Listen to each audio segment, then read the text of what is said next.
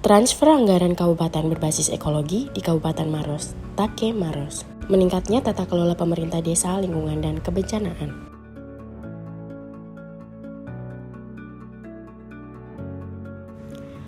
Kabupaten Maros dikenal dengan sebutan Buta Selawangan, yang berarti tanah subur, makmur, damai, tentram, dan sejahtera.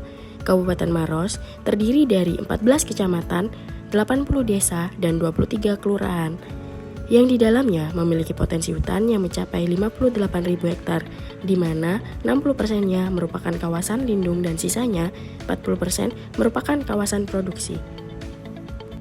Di dalam kawasan tersebut tersebar 25 tempat wisata berbasis alam seperti gugusan karst yang terbesar di dunia, wisata ramang-ramang, air terjun, dan taman kupu-kupu, Bantimurung serta pantai pasir putih Kuricadi. Potensi alam tersebut menjadikan Kabupaten Maros sebagai salah satu daerah yang memiliki peranan penting bagi Provinsi Sulawesi Selatan, khususnya sebagai wilayah penyangga Kota Makassar. Meskipun demikian, Kabupaten Maros mengalami ancaman ekologis cukup serius, antara lain meningkatnya kebutuhan lahan untuk kepentingan industri dan ekonomi jangka pendek yang mengancam keberadaan hutan lindung dan kawasan karst.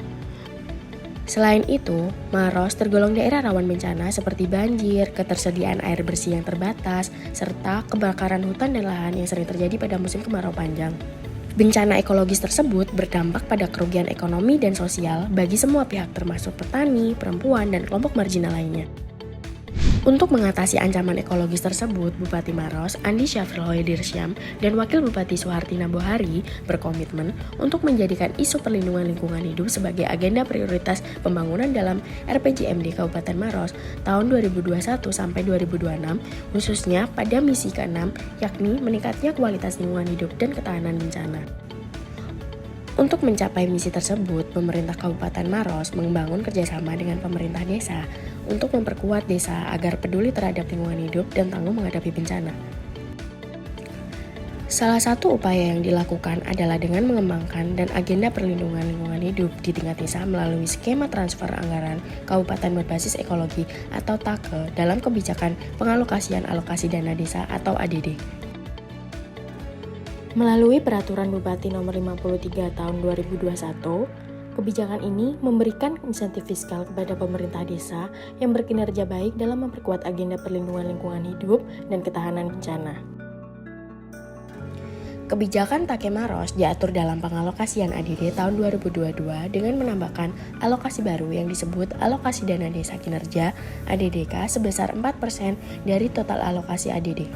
Alokasi sebelumnya yakni alokasi dana desa minimum (ADDM) dan alokasi dana desa proporsional (ADDP) tetap disediakan dengan alokasi masing-masing sebesar 60% dan 36% dari total ADD. Memberikan nilai kinerja desa terbaik berdasarkan 4 kriteria penilaian berikut.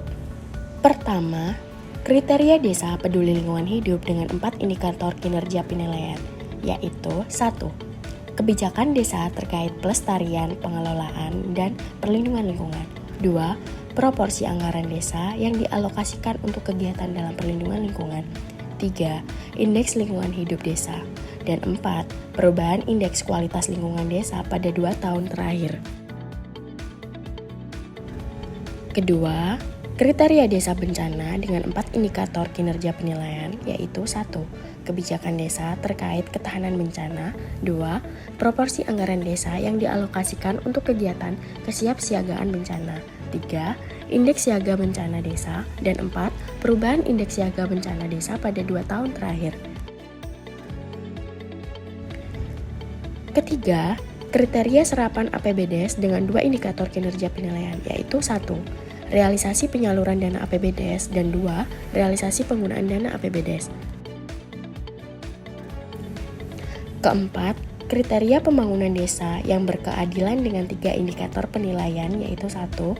Sistem informasi layanan publik yang tersedia di desa. 2. Jumlah kegiatan pembangunan desa yang melibatkan kelompok perempuan dan kelompok rentan. Dan 3. Jumlah penghargaan yang diterima desa, baik dari kabupaten, provinsi, atau pemerintah pusat.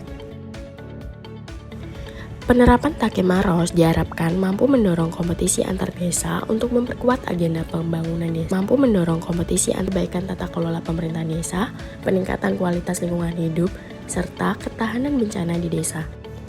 Mari ki jagai lingkungan ta, mari ki jagai salo ta, mari ki jagai romang ta, mari ki sepakat tahu sipaka labi, simpa masih dewata.